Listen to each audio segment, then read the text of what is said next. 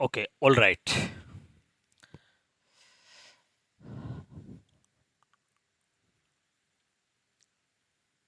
नमस्ते, नमस्कार सभी लोगों का बहुत बहुत स्वागत है आपके अपने यूट्यूब चैनल एसडी सर में। तो आज बड़े दिनों बाद ये वीडियो आ रही है आपके सामने, और इस वीडियो में दो क्वेश्चन डिस्कस करेंगे।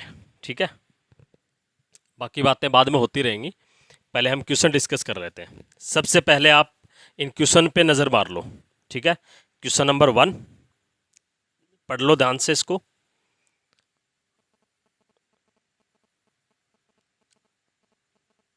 पढ़ लिया आपने सबने अच्छे से?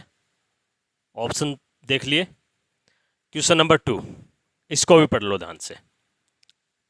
मैं इन दोनों को क्वेश्चन को 1 बाय 1 करूंगा। पहला दूसरे वाला बाद में करेंगे, पहला पहले करेंगे। ठीक है, आराम से पढ़ लो, इस क्वेश्चन को भी आराम से पढ़ लो। ठीक है, बहुत इजी वे में, और सीखेंगे समझेंगे कि कैसे इसको सोल्व करना है। ठीक है ना, और इस टाइप के क्वेश्चन और भी आ जाएं तो उसको कैसे करेंगे। ठीक है, स्टेप बाय स्टेप सीखेंगे। तो आई होप आपने पढ़ लिए होंगे दोनों क्वेश्चन। तो मैं अब चलता हूं पहले क्वेश्चन पे। आ जाओ, पहले क्वेश्चन को समझते हैं। ठीक है, देखो पहला क्वेश्चन क्या कह रहा है हमें। ये क्वेश्चन भाई मैंने दो दो क्वेश्चन अच्छे लेवल के लिए हैं। क्वेश्चन मतलब कि लेवल थोड़ा ठीक ठाक है, वैसे क्वेश्चन इजी ही है, कोई ज़्यादा हार्ड क्वेश्चन नहीं है, वरबली होने वाले क्वेश्चन है वैसे देखा जाए तो। ठीक है, तो देखो पहला क्वेश्चन, पहला क्या है, देखो पहला क्या कह रहा है उस पर जाते हैं। मैं यहाँ पे आपको लिख के बताता हूँ। पहला क्वेश्चन ये है कि इसने कहा कि 30% लोग हैं, वो क्या हैं 30% लोग, क्या बताया इसने, वो ये बताया कि वो उनकी एज 25 प्लस है। ठीक है, उनकी एज क्या है 25 प्लस। ठीक है, जैसे जैसे क्वेश्चन कह रहा है मैं वैसे वैसे आपको समझाता जा रहा हूं, आप वैसे वैसे समझते जाओ इसको। ठीक है, आगे देखते हैं। आगे क्या कहा, नेक्स्ट लाइन में इसने बोला कि 80% जो लोग हैं वो 50 ईयर्स यानी कि 50 साल से या तो कम है या उसके बराबर है। ये दो चीज कही आपने। ठीक है, फिर देखो क्वेश्चन को थोड़ा आगे पढ़ते हैं। आगे में क्या, आगे सभी ये लोग हैं, इन सभी लोगों में यानी कि सभी पुरुषों में 20% है वो फुटबॉल खेलते हैं। तो देखो फुटबॉल कितने लोग खेलते हैं, 20% लोग फुटबॉल खेलने वाले। ठीक है, जो क्वेश्चन में दिया है मैं वही यहां पे लिख रहा हूं एक बार। ठीक है, मैं क्वेश्चन आपको एक्सप्लेन कर रहा हूं। ठीक है, आगे पढ़ते हैं क्वेश्चन को। आगे कहा कि यदि 50 वर्ष से अधिक आयु के 20% पुरुष फुटबॉल खेलते हैं। अब देखो इसने कहा कि 50 प्लस और जो फुटबॉल खेलते हैं कितने लोग हैं, तो आप कहोगे 20% है। ठीक है, अब देखो आगे इसने फिर क्या कहा, क्वेश्चन पूछा क्या इसने पूछा, तो कितने प्रतिशत फुटबॉल खिलाड़ी 50 वर्ष से कम या उसके बराबर होंगे। परसेंटेज पूछा है किसका, कि जो ये 50 से कम और इसके बराबर है वो कितने लोग हैं, उनकी परसेंटेज कितनी है जो फुटबॉल खेलते हैं, ये इसने पूछा है। तो देखो बहुत सिंपल क्वेश्चन है, थोड़ा सा मेरी बातों को आप ध्यान से सुनना और कोशिश करना समझने की, मैं आपको समझाने की पूरी कोशिश करता हूं। इसने देखो यहां पे 50 प्लस और 50 से कम वाले दो ही चीजों की बात हुई है यहां पे। या तो इसकी बात हुई है 50 से कम वाला और उसके बराबर, या फिर 50 से ज्यादा वाला। तीसरे चीज की बस यहां पे एक लाइन देके छोड़ दी, और तो बात हुई नहीं। तो हम इन्हीं दो चीजों पे फोकस करें, क्योंकि हमारा फाइनल जो रिजल्ट पूछना चाह रहा है ना वो भी इसी पे पूछ रहा है कि 50 से कम या उसके बराबर वाले की परसेंटेज बतानी है। तो देखो कैसे निकलेगी ये। तो हम मान लेते हैं कि हमने ये कर लिया कि जो टोटल लोग हैं ना, टोटल लोग हैं वो हमने मान लिया कि टोटल जो 100 पुरुष हैं, ठीक है, हमने मान लिया कि ये 100 आदमी हैं। अब देखो इनमें से 80% 50 से कम है, तो देखो 50 से कम और उसके बराबर वाले कितने हैं 80, तो 80 100 का 80% 80 हो गए, तो 80 ये आदमी है। ठीक है भाई, देखो बात को ध्यान से सुनते जाना। ठीक है, फिर आगे क्या कहा, तो अब ये 50 से कम और 50 के बराबर, तो 50 प्लस वाले कितने हैं, 50 से ज्यादा वाले कितने हैं, तो आप कहोगे भाई जब 80 तो इतने हैं, तो 20 जो बच गए यानी कि 100 माइनस 80 वो कितने हैं, वो कौन लोग हैं, वो 50 प्लस वाले हैं। ठीक है, बात को समझना, ठीक है। फिर कहा कि टोटल फुटबॉल खेलने वाले लोग कितने हैं, जो टोटल फुटबॉल खेलने वाले हैं, तो आप कहोगे सर जी इसमें कहा है 20%, यानी कि 20 लोग हैं टोटल खेलने वाले। तो ये जो लोग हैं ये टोटल वो लोग हैं जो फुटबॉल खेलते हैं, ठीक है ना, वो टोटल पुरुष हैं जो फुटबॉल खेलते हैं। अब देखना आगे, अब इसने आगे एक लाइन ये दी कि जो इनमें से जो फुटबॉल खेल रहे हैं ना ये लोग, उनमें से 20% उन लोगों का है जो 50 प्लस है, यानी कि इन 20 का 20% है। तो देखो 50 प्लस का फुटबॉल खेलने वाले लोग कितने हैं, तो आप कहोगे 20 का 20%। और 20 की फ्रैक्शन वैल्यू आप जानते हो कितनी, 1/5, यानी कि 4 लोग वो हैं जो 50 से ज्यादा वाले हैं। बात आई समझ में? तो आप कहोगे जी सर आई समझ में बात। अब क्वेश्चन अपना क्या पूछना चाह रहा है, वो पूछना चाह रहा है कि 50 से कम या उसके बराबर कितना प्रतिशत है लोगों का जो फुटबॉल खेलते हैं, मतलब कि इसका परसेंटेज, इस चीज का परसेंटेज पूछा है हमसे, ये पूछा है। तो भाई पहले मेरे को ये बताओ, 4 लोग तो वो हैं जो 50 से ज्यादा उम्र वाले खेल रहे हैं, तो 50 से कम है और उसके बराबर खेलने वाले कितने हैं, तो आप कहोगे सर 20 तो टोटल हैं और 4 जो 50 से ज्यादा हैं, तो 16 लोग वो हैं जो 50 से कम या उसके बराबर हैं। इन्हीं का परसेंटेज पूछा है। अब हमें क्या पूछा है, हमें यही तो पूछा है। चलो इसको मैं देखो यहां लेके आता हूं, यहां थोड़ी जगह है अपने पास, हमसे यही तो पूछा है, ये चीज पूछी है। तो है तो भाई ये 50 से कम वाले टोटल 16 लोग, मतलब कि 16 लोग हैं जो 50 से कम वाले हैं और फुटबॉल खेलते हैं। टोटल फुटबॉल खेलने वाले कितने हैं, 20 हैं। 4 तो वो है ना, उनका तो पूछा ही नहीं हमें, हम ये है तो बटे इसके लिए परसेंटेज के लिए लगा देते हैं 100, इसको काटूंगा 5, तो क्या हो गया 80%। बताओ बात समझ में आई क्या? ठीक है। अब देखो ये लाइन इसने बेवकूफ बनाने के लिए दे दी। अब बच्चे क्या करते हैं, इस लाइन को पढ़ के उनको चीजें समझ में नहीं आ रही थी कि यार ये क्या दे दिया, जबकि इसका आगे जाके इसने कहीं जिक्र भी नहीं करा।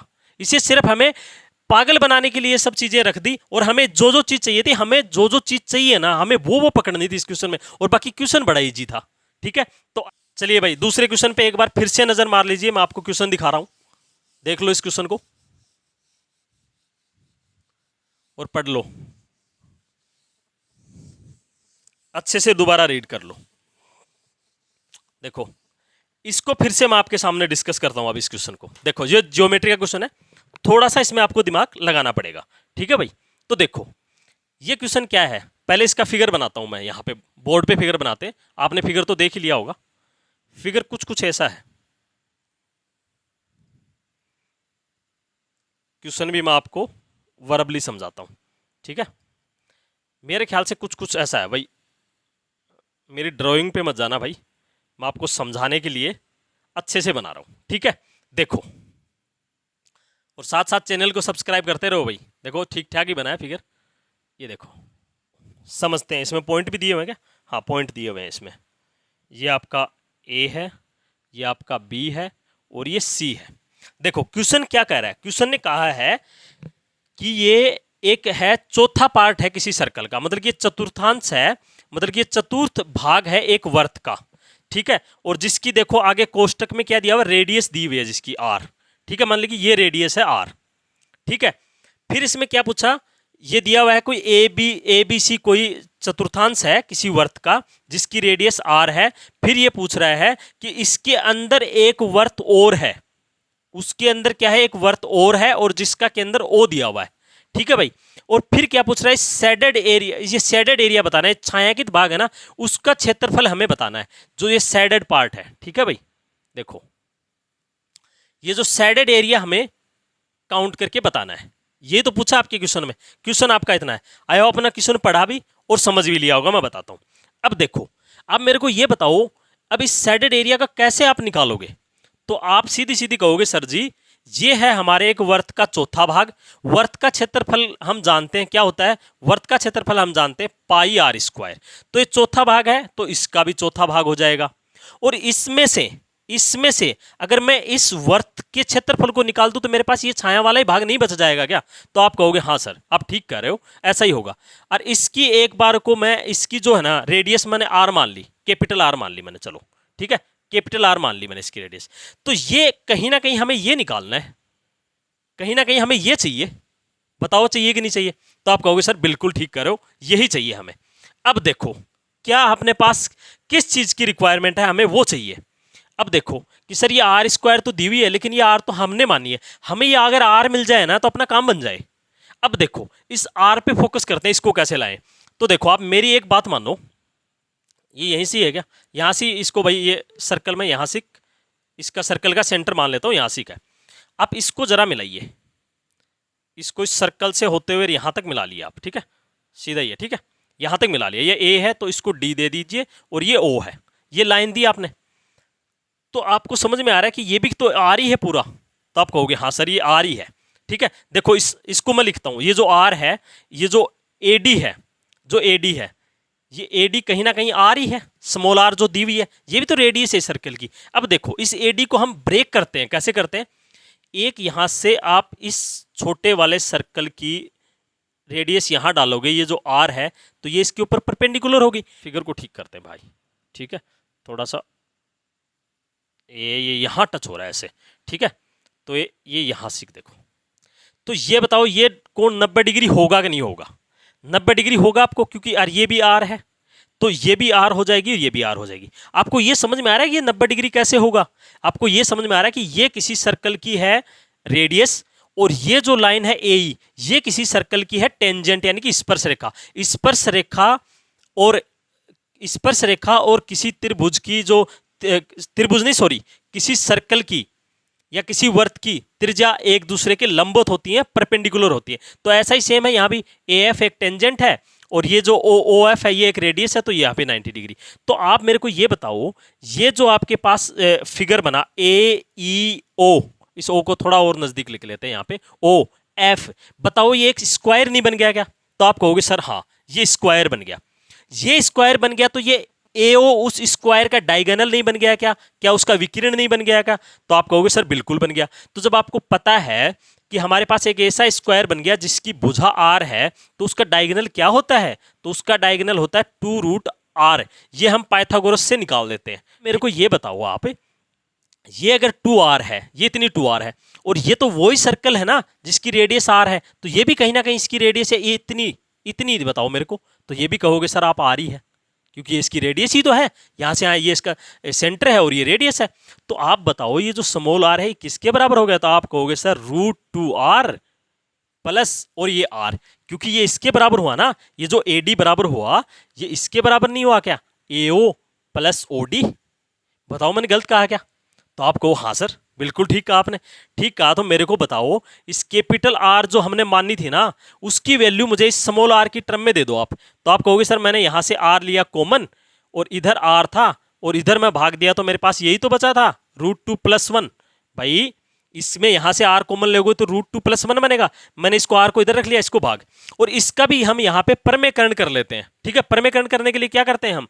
तो हम करते हैं √2 - 1, ठीक है, और √2 - 1 ऊपर नीचे गुणा कर लेते हैं। यही तो करते हैं हम। मैं इसका रेशनलाइजेशन कर रहा हूं, ठीक है भाई, इसका परमेकरण में कर रहा हूं।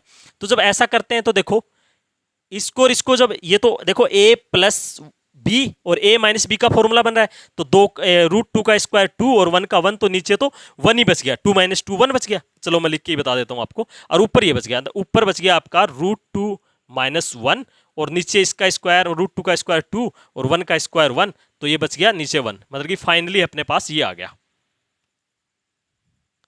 ये आ गया। अब अपने पास ये आ गया, ये वैल्यू यहीं तो पुट करनी है, और क्या करना है हमें? कुछ और ज्यादा काम ही नहीं करना है यहाँ पे। तो आप कहोगे हाँ सर बिल्कुल इतना ही करना है। इतना करना है तो देखो जरा, देखो वो उधर आपको दिख नहीं रहा होगा, मैं इसको इधर सोल्व करके बताता हूँ आपको, यहाँ दिखेगा यार आराम से। ठीक है, देखो मैं इसको, इसमें क्या है, वैल्यू खाली रखनी है πr²/4, ठीक है, माइनस उसकी वैल्यू मैं रखूंगा πr², इसका अलग से कर दूंगा 2 + 1 का होल स्क्वायर। यही तो करना है, इसको माइनस करना है मेरे को। अब देखो मेरे को ये सेम चीज दिख रही है, मैं इसको ले लूंगा कॉमन। इसको जैसे ही मैं कॉमन लूंगा तो मेरे पास बचेगा ये, ठीक है, बचेगा कि नहीं बचेगा? और इधर बचेगा 1 - 4 माइनस इसका मैंने स्क्वायर, देखो भाई मैं इसका सीधा स्क्वायर खोल रहा हूँ, मैं बता रहा हूँ, इसका स्क्वायर खोलूंगा तो मैं 2 और इस √2 का स्क्वायर 2 और 1 का स्क्वायर 1, तो ये हो जाएगा 3, और इसके साथ ये प्लस नहीं है भाई, ये प्लस नहीं है, ये यहाँ पे माइनस है, ठीक है ना, ये माइनस है क्योंकि माइनस आया था ना रेशनलाइजेशन करके, ठीक है। तो ये आया और इसका स्क्वायर ये प्लस, और तो माइनस में मेरे पास क्या, तो मेरे पास ये जो माइनस का साइन तो एक तो ये है, तो मेरे पास यहाँ ये बचेगा। इसको कोष्टक को थोड़ा बड़े वाला लिख लो, थोड़ा अच्छा लगेगा। और इसका मेरे पास बच गया 2 और 1 3, और माइनस में मेरे पास √2। ये मेरे पास इसको खोलने के बाद मेरे पास बच गया, ठीक है। अब मैं क्या करूंगा, इसके अंदर मुझे कुछ नहीं करना है, माइनस का तो ये माइनस का 3 हो जाएगा, ये प्लस का 2 हो जाएगा। जैसे करूंगा 4 में एलसीएम ले लूंगा, तो 4 में एलसीएम लेके क्या कर लूंगा, इसको बाहर, तो मेरे पास क्या आ गया, पाई आर स्क्वायर। 4 को मैंने एलसीएम लिया, इसका एलसीएम लिया 1, और ये माइनस है तो 4 तिया 12, और ये प्लस हो जाएगा 8√2। अब इधर 1 बचा, इधर 12, तो मेरे पास क्या आ जाएगा, मेरे पास ये प्लस का हो जाएगा, तो इसको प्लस वाले को पहले लिख लेता हूँ √2, और ये 1 माइनस 12 यानी कि -11। ये अपना आंसर है, देखो आपके पास ये अपना आंसर आएगा। आई होप आपको समझ में आया होगा ये भी बहुत अच्छे से, ठीक है। तो आपको अगर समझ में आया है तो वीडियो को साथ साथ लाइक और चैनल को सब्सक्राइब कर दो भाई, ठीक है। आई होप आपको बहुत अच्छे से समझ में आया होगा। तो आज की क्लास में इतना ही रखते हैं। आपका बहुत बहुत धन्यवाद वीडियो देखने के लिए, और चैनल को सब्सक्राइब और वीडियो को शेयर कर दो भाई सभी जगह। जो भी मतलब कि जो लोग ऐसे क्वेश्चन में फंस जाते हैं, तो बस आप यहाँ से इतना देख लो, और मैं कोशिश करूँगा कि रेगुलर आपके लिए ऐसे 2-3 क्वेश्चन मैं रोज़ अपलोड करूँ, जिसमें मोस्ट ऑफ द स्टूडेंट्स फंसते हैं, जिसके अंदर कि भाई इसमें नहीं हो रहा है, ये क्वेश्चन को देख के थोड़ा डर सा लगता है ना। बाकी क्वेश्चन ईजी है, कहीं से कुछ भी कोई दिक्कत नहीं है, लेकिन थोड़ी सी दिक्कत करते हैं, तो ऐसे क्वेश्चन हम रोज़ लेके आएंगे। तो आज के लिए इतना ही, आपका बहुत बहुत धन्यवाद।